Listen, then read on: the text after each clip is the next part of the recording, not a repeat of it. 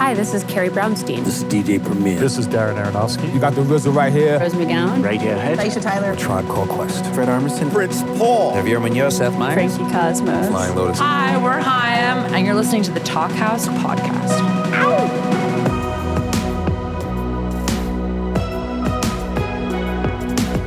Hello and welcome to the Talkhouse Podcast. I'm Josh Modell. On this week's episode, we've paired the frontmen for two gruff-sounding, kind of scary noise rock bands, but who, as it turns out, are a couple of sweethearts, David Yow and Andrew Falkous. Now, Yow began his music life in the Texas band Scratch Acid, which built its own legend before burning out in the mid-1980s, and then took his maniacal presence to the Jesus Lizard. That band built a following in the next dozen years, both for its confrontational music and for Yow's intensity in their live shows. You'd often find him drunk and naked, howling into the faces of stunned crowds. First you were scared, and then you loved it. The Jesus Lizard benefited from the grunge explosion in the mid-1990s, but they were always too weird and scary for the mainstream, even when they got an inexplicable major label deal with Capitol, home of the Beatles. The Jesus Lizard split in 1999, but have reunited a few times since then, with demand for Yow's insanity peaking every few years. There hasn't been a Jesus Lizard show in a few years, though, or a reenactment, as he calls their reunion shows. But Yow has been out recently singing for the early noise punk band Flipper. You may also have seen him in bit parts in a few movies. The guy has led a varied, full life so far. Andrew Falkous, unfortunately, just had to postpone his own U.S. tour/reenactment with his band Mclusky, which was originally active from the mid-1990s until 2006. An illness has affected his ability to sing, but he's planning to reschedule really soon. In the years after Mclusky, Falkous made similarly brutish but incredible records, both as the frontman of a band called Future of the Left and as a sort of solo artist under the name Christian Fitness. But as the legend of Mclusky snowballed and the 20th anniversary of their absolute classic of a second album, Mclusky Do Dallas, approached, he was coaxed to relaunch the name and to play those old songs again. Here's hoping for a quick recovery and new dates soon. And here's a little taste of what was certainly Mclusky's biggest song, the charmingly titled Lightsaber Cocksucking Blues. Either you are while you're falling apart and it open a can of worms. And that gun's in my hand and I know it looks bad, but believe me, I'm innocent. And I'm fearful of flying, and flying is fearful of me. And I covered my eyes when she told me the news, turning me on with my lightsaber cocksucking blues. In this spirited conversation, Yow and Falkous start by talking about Falkous' recent battles with his own voice. They get into the nervousness of playing your first ever show as a singer. Yow dealt with those jitters by handing out tabs of acid to the crowd, while Falkous wore a yellow t-shirt. They talk about beer and whether Australian children should be forced to live in wells.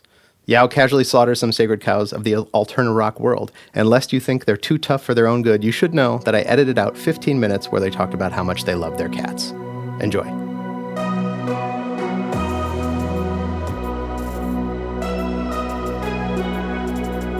So, well, it was good seeing you. 2 months ago, nearly. And you're coming back in, what, a month or so? Not even that. So I'm flying out a week on Wednesday to do the rearranged Oakland show because I lost my voice. My voice was in the process of being mislaid even during Los Angeles show. It's probably the most terrified I've ever been on stage, to be quite honest with you. Why was that? Because your lack of voice? Yeah, I'd had like a bit of a cold the week before, and then, most likely the plane aircon combined with the pure glamour of Los Angeles. The day we got there, we decided to go full British. We were staying in Koreatown, and we decided to walk to Hollywood because we're British and, we walk places. Yes. And we got stared at, and there was some pointing. A couple of people looked at us because, it's not like Birmingham, Alabama. You get plenty of British people in Los Angeles. And obviously we stick out like a sore fucking thumb because we're walking. And I walked back, and I woke up the next morning. My throat had started to go.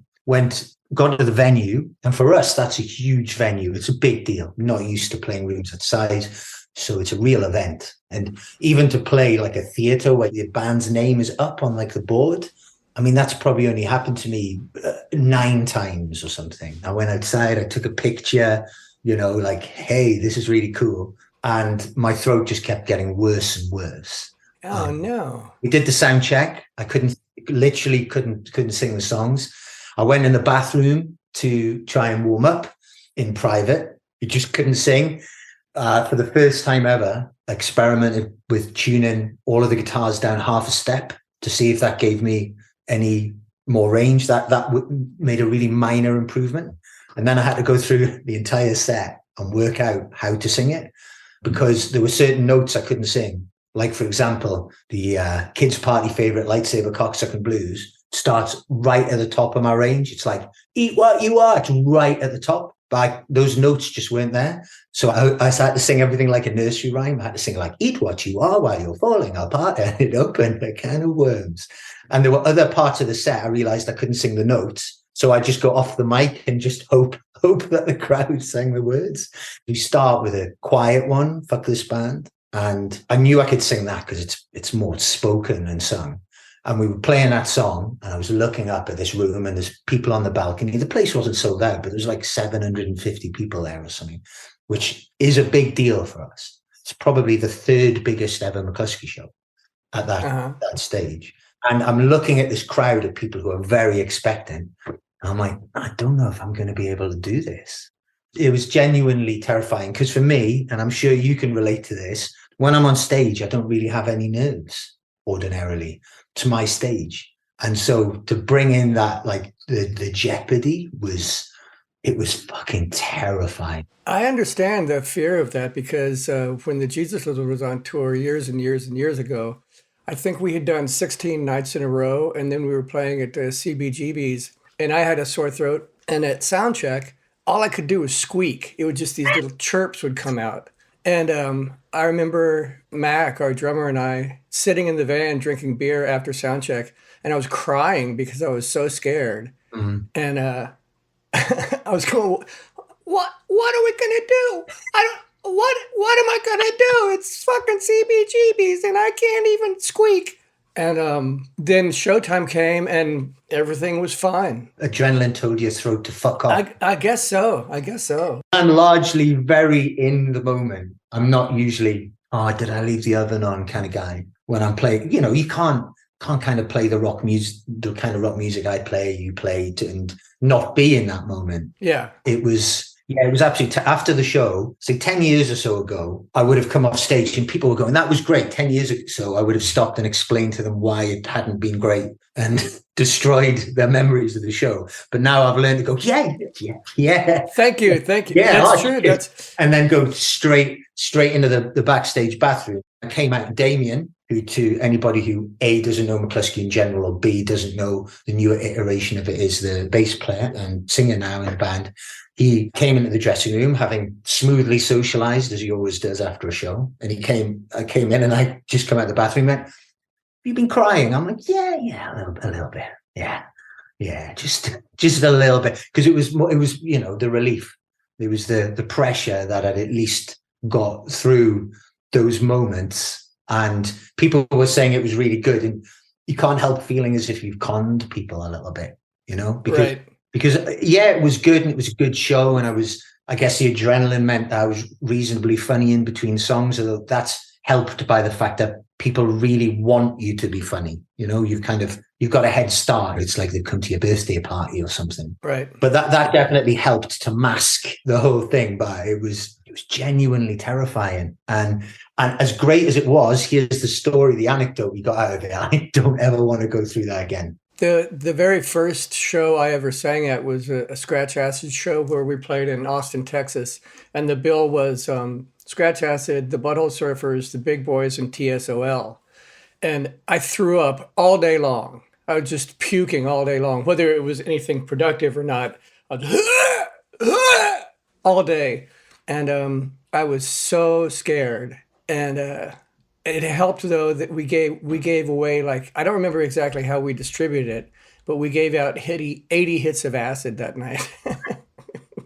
So somehow that cushioned the blow, I suppose. I don't know how old you were when you did your first shows, but I was relatively late. I think I was like 22, because I didn't really want to be a singer. I'm not that person. I always loved music and I wanted to make it, but I didn't really want to be a singer. The first time I ever sang, my brother, who's more of a metalhead than me, just took the piss out of the way I sang. I sang some lyrics and he was like, "Oh, that sounds great. You know, you sound great at the Elton John show." It was that kind of vibe. But then I started a band just after college, and it was, you know, pretty mainstream sounding stuff, because that's what everybody in the band was into.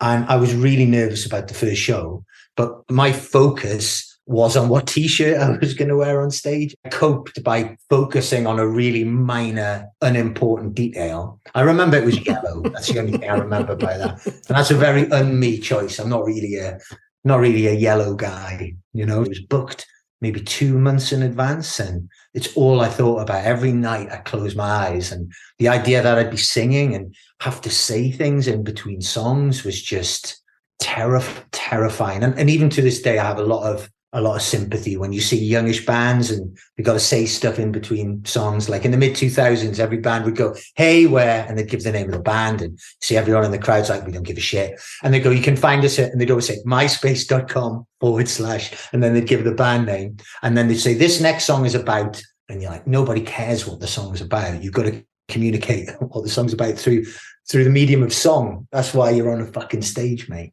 Andy, I think you're so smart and funny and clever and quick-witted. I think your fears are unfounded, but I understand how they can be there. That's very kind of you to say, but I'm not a natural. I've become a performer by virtue of playing, but I'm not a natural. Somebody like Damien is a natural performer. Someone like John Chappell, who was the original bass player in Mclusky, total natural performer.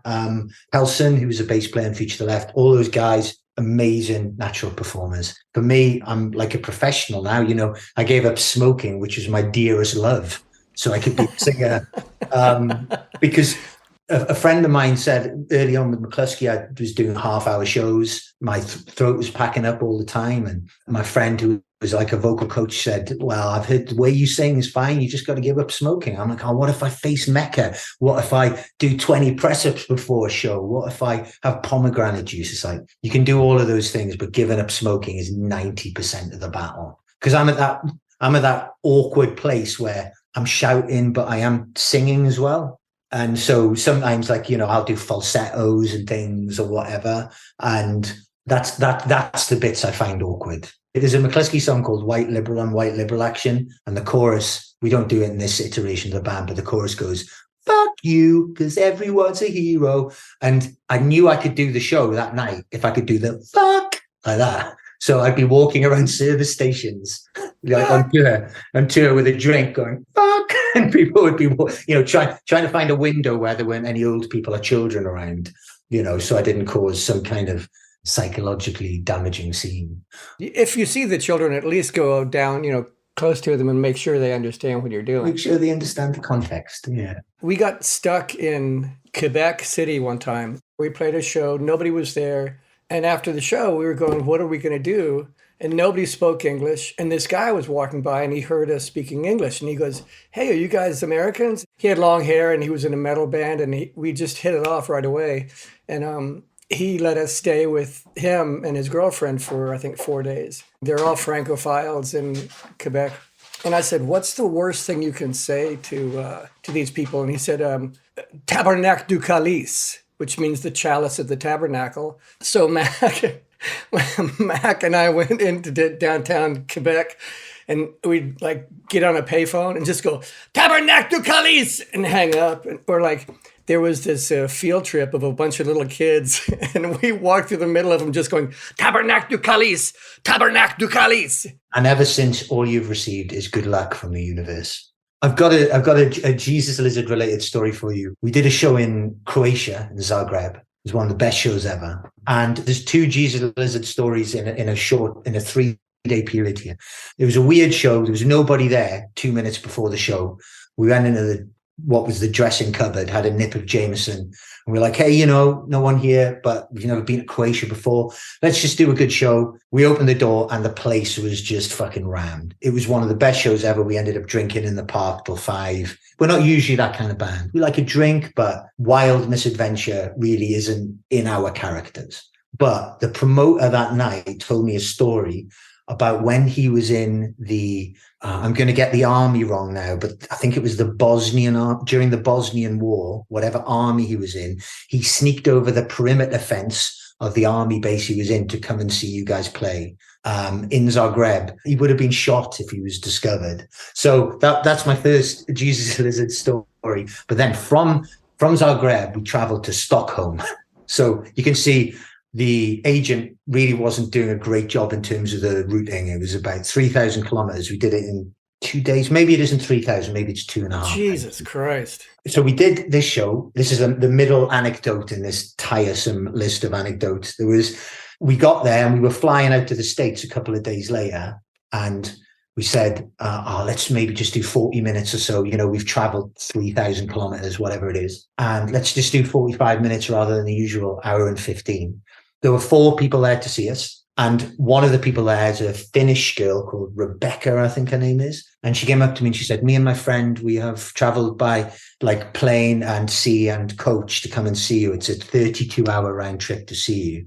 And we're like, I mean, you can't, not that it's possible to half-arse it, but you can't even play a show in those circumstances. But anyway, the next night we were in Oslo. And you guys had played there like the week before, and we had 11 people at our show. And the whole night, the promoter just kept saying, I do not understand it. Last week for the Jesus Lizard, we were packed every 5 minutes. But last week, the Jesus Lizard, I'm like, they're a much better known band than us. That's your there's the explanation, you know. He kept coming to the dressing room and opening the door and going, by this stage, there were 300 people here. And I'm like, yeah, still just 6. He's like, yes. He's like, I think I know everybody by name tonight. I'm like, well, that's just fantastic. We haven't been back to Scandinavia since anyway, after those two experiences. So thanks for that. What a weird thing for a guy to do. Can you hold on just a moment? I'm going to get a beer. I'm going to get a non-alcoholic beer, but I'm going to join you in that.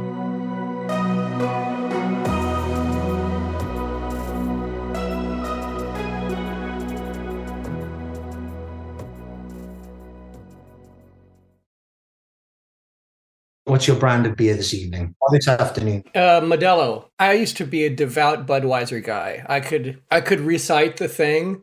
I'll do it. It says, this is the famous Budweiser beer. We know of no brand produced by any other brewer which costs so much to brew and age. Our exclusive Beechwood aging produces a taste, a smoothness, and a drinkability you will find at no other beer at any price. And so there was that, and I had my Budweiser sweater and a Budweiser neon and all that shit. And then before the second to last election, when Donald Trump became president, I was in Austin, Texas, and there was a big billboard that said, Budweiser, make happy hour great again. And I said, okay, fuck you. I threw away all my shit. I will never buy an Anheuser-Busch product again.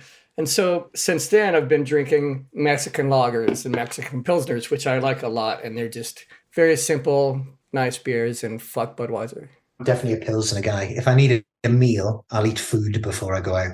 A lot of ales, it's infused with cinnamon.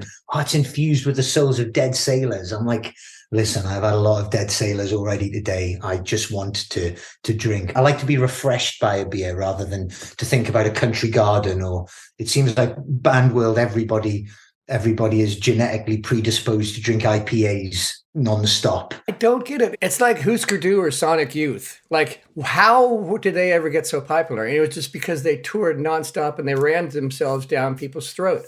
It's like, how can you really like that? And like those IPAs, you're fooling yourself. You don't like it. It tastes like dirt. I suppose when I'm out, I like to be drinking and socializing as opposed to be thinking about, how this guy who wears a hat indoors managed to source so many fucking lemons. I realize again, it just sounds like a man yells at cloud thing, but sometimes it does confuse me a bit. I'm sure with the Jesus Lizard, I'm sure your shows were big enough in and of themselves to actually make, if not a living, then certainly to make money from shows, I would assume. Although, is that a fantasy? Well, yeah, it became that way. Certainly the first few years, it was not like that. When we do those reenactment shows now, the original impetus or the catalyst for it is this one single big show where they play us a shit ton of money. And then we just tack on a few extras. Few around it for shits and giggles. It's one thing, because when we started doing these shows properly again in 2019, the impetus of it wasn't money. But what I definitely found is that when you've got a record out, there's this expectation that you kind of need to do shows to quote unquote promote a record.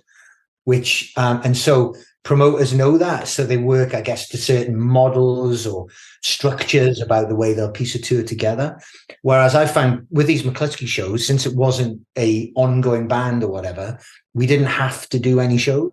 So someone would come and say, do you want to do a show here for this much money? And you just go, nah, don't worry about it. But then somebody would contact with just stupid money, the kind of money that somebody in my financial position just literally couldn't say no to. You just go, okay, I can make enough money to live for 3 weeks from one show. Yeah, I'll do that rather than have to go and work in a call center or something. Of course I will.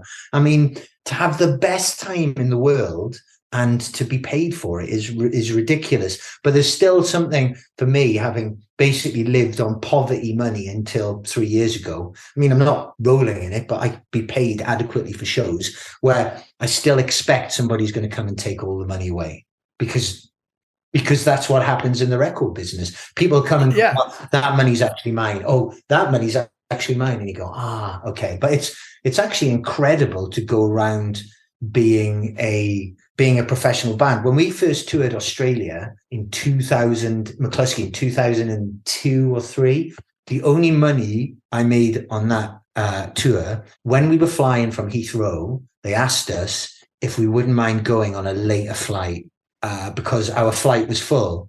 And they said they would pay us £150 each if we would get on a flight 3 hours later.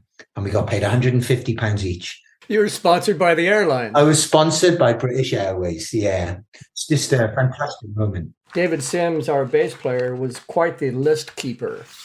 And we have every show that we ever played. Oh my God. With the opening band and who headlined and all that stuff. There's about, I think, like 1,500 shows or something like that. But anyway, in the original list, he included how much money we got paid. We didn't put it in the book. And in retrospect, I really wish we had, because there's nothing embarrassing, because like I said, those reenactment shows, we got a bunch of money. I don't care if somebody knows that, but the entertaining parts would be, like Ottawa, when we got paid $13.75, or in Pawtucket, Rhode Island, when the guy said he paid us, but he didn't. And, shit like that, or like when we're eating mustard sandwiches and not knowing how we're going to get to the next town. Did you ever have to do that cliched move of having to like march the promoter to an ATM to get money that he promised you? I think David may have had to do something along those lines. I never dealt with him after the show. After the show, I was just getting fucked up. That doesn't surprise me. I don't think anybody sees David Yow on stage and says, I've got to get that guy in to streamline my admin. I don't think it's the focus. We had to do it once, as Feature the Left, in Edinburgh, but not that many people turned up for the show. And I think the fee was like £600 or something. He was a nice guy. I don't want to cartoon him. But then at the end of our show, he was like, we didn't have that many people in. I'm not sure if I'm going to be able to make a guarantee. And we were like, sorry, but it's called a guarantee.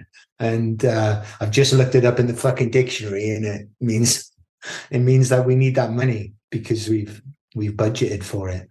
Did you ever see the Seinfeld show over there? Oh yes, I got into Seinfeld relatively late. Have you seen the episode about the automobile rental? That's a fantastic one. And it's like that. It's like that. I'm sorry, I can't make the guarantee. It's like, well, let me explain to you what a reservation is. And she goes, "Sir, I know what a reservation is." He goes, "I don't think you do." Actually, the first time I saw the Jesus Lizard was at the Reading Festival in like 1990. I'm going to guess here. 94, 95, I think. That made sense. I didn't really know the band then, and I saw from a distance, but it was absolutely insane, of course. It was pretty early on in the day as well, like about 2 p.m, something like that. Who else is on the bill? Like Helmet, maybe? Rollins. I know one of them was headlined by your favorite band, the Red Hot Chili Peppers. Love me some Chili Peppers. Man, that in the United States, we never had a bus. We always had a van and a rental van or something like that. But in Europe, we would very often have a bus. And that year that the Chili Peppers headlined, I don't know why, but our bus was the party bus. And everybody was coming in and out of our bus. And I think I did every drug I've ever done that day. And I was so fucked up the next morning when they were supposed to go through, I think we're going to France, and they couldn't wake me up to be presented to the customs official. They had to carry me like a roll of carpet, and I had wet myself and my pants were soaking, and they just needed me to open my eyes for the customs official. So they're smacking me. And eventually I opened my eyes, but yeah, boy, oh boy, that was something else. Wow. To be honest with you, the Red Hot Chili Peppers aren't really up my fucking strata, but the Smashing Pumpkins always the band which just mystify the living fuck out of me. Like not to the point of hatred, to the point of, I don't know, just low key amusement.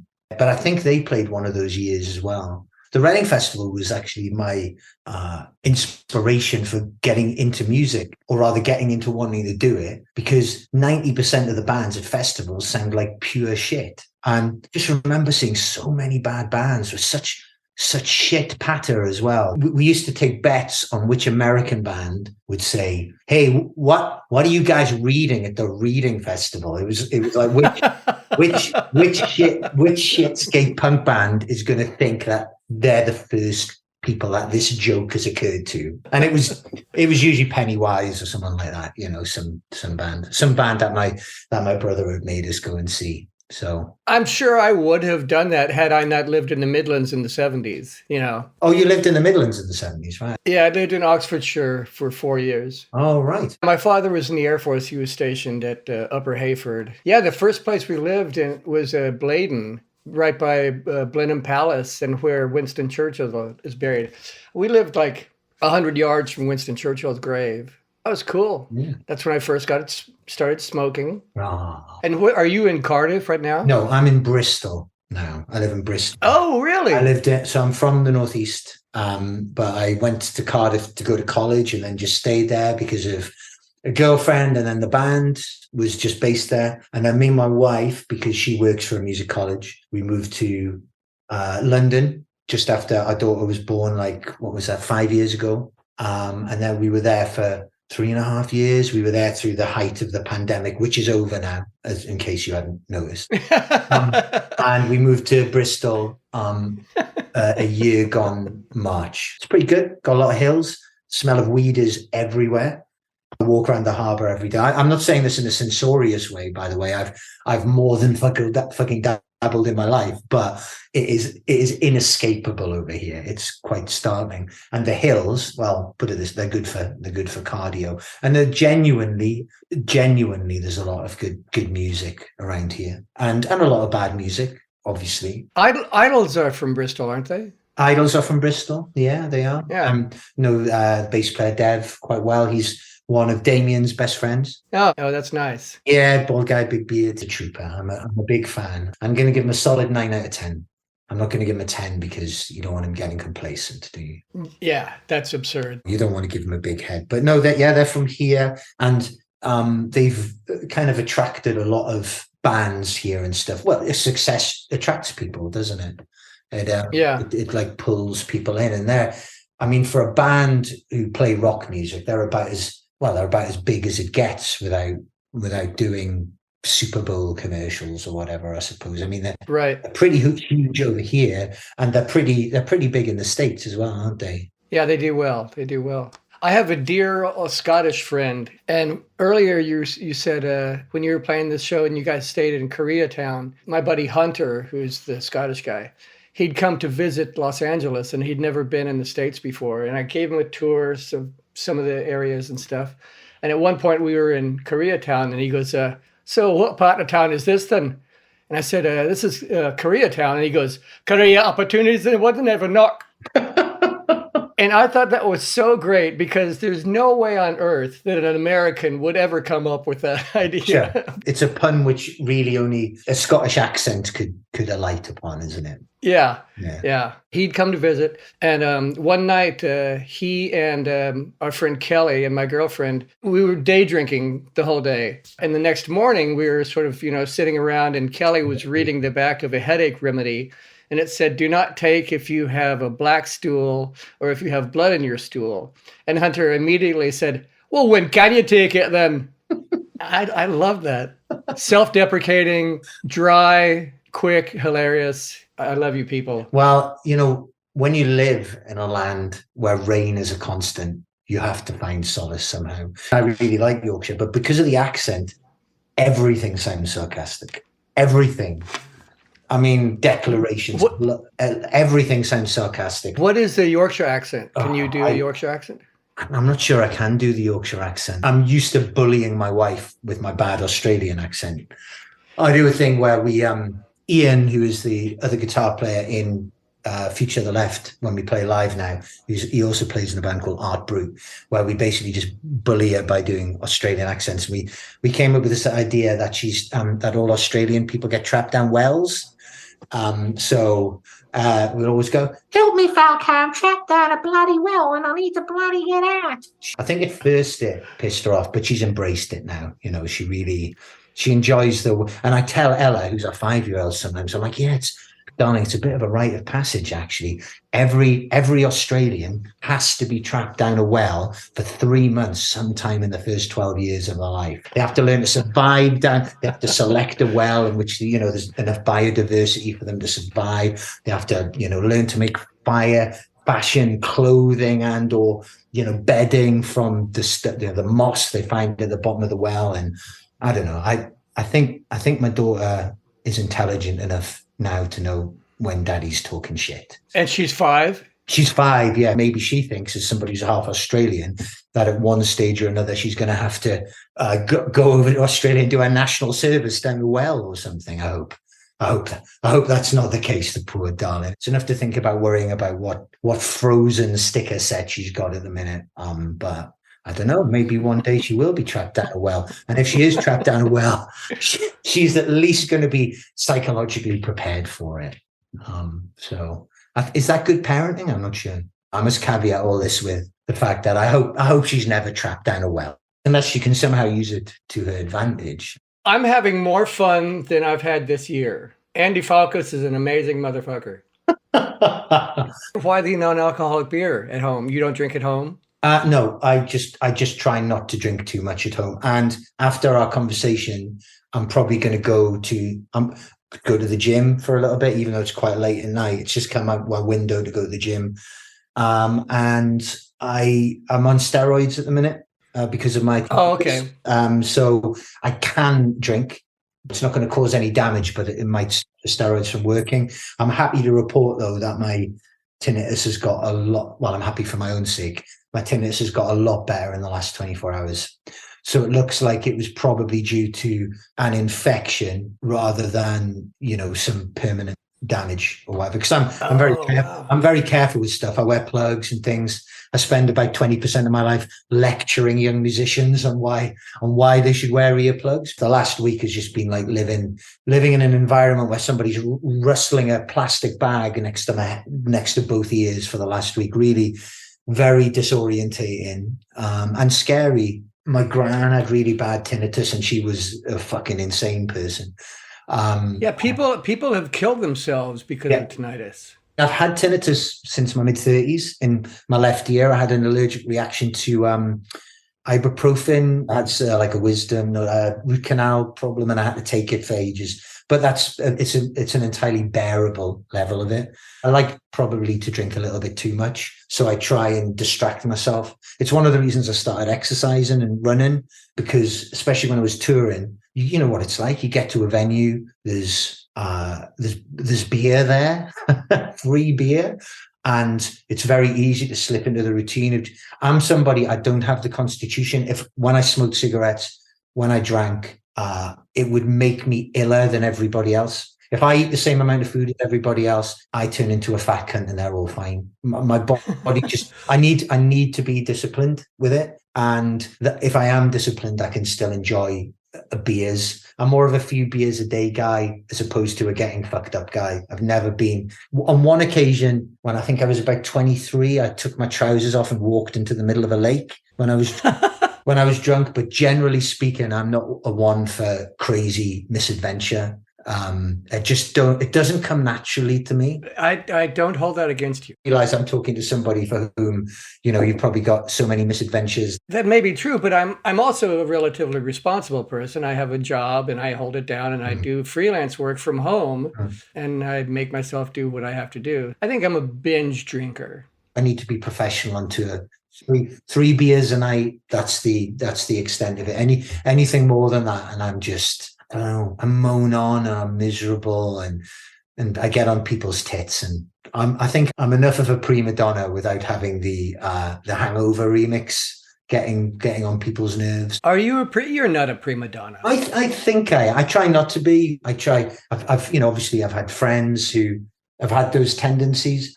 The thing which irritates me is I don't like it when venues aren't venues, in the sense that I don't like it when they're not set up professionally for bands, in the sense that if I'm on that stage, I need proper monitoring so I can hear what I'm doing. Partly because I enjoy the music I make. I do play it predominantly for myself. But also it's to maintain my throat. Like, if I can hear what I'm singing, I don't fuck myself up. And I can be a bit pushy when that's not the case. Some people are DIY, and it's not a synonym for doing a half-assed job. There are people for whom those kind of scenes are just excuses for not doing things properly. And I realize sometimes there's a lack of resources, but it isn't always about resources. It's about attitude and professionalism. That's not prima donna. Yeah. Professionalism. There's nothing wrong with professionalism. Like when you go to a show and actually everything is exactly as it's supposed to be. It's so silky smooth and beautiful and wonderful, and really creates the perfect environment. Yeah, because for me, then the chaos, the rock and roll gets to happen on the stage, as opposed to going with the venue manager and going, this is cool, but could we actually have a room to put this stuff in? Or this theoretical block of speaker I've got in front of me, would it be possible to have some sound coming out from it? So I can hear what's happening. I can also, on that last tour we were doing, we got some like pistachio nuts on the rider. This story's so rock and roll, it's definitely going to blow your mind.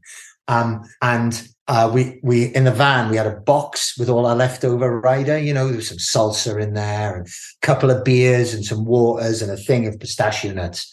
And there wasn't like a bin container, so I put a pistachio nut shell back in the pistachio nut like container. And Damien was like, who the fuck put this in the pistachio nuts? I'm like, well, there's not a bin. He's like, you're putting used pistachio nut shells back in the bag. I'm like, yeah, but there's no bin. I'm not just going to throw it in the box with all the other food. And he's like, prison's too fucking good for you, man. Like, prison's too fucking good for you. And that's probably the worst argument we've had as a band.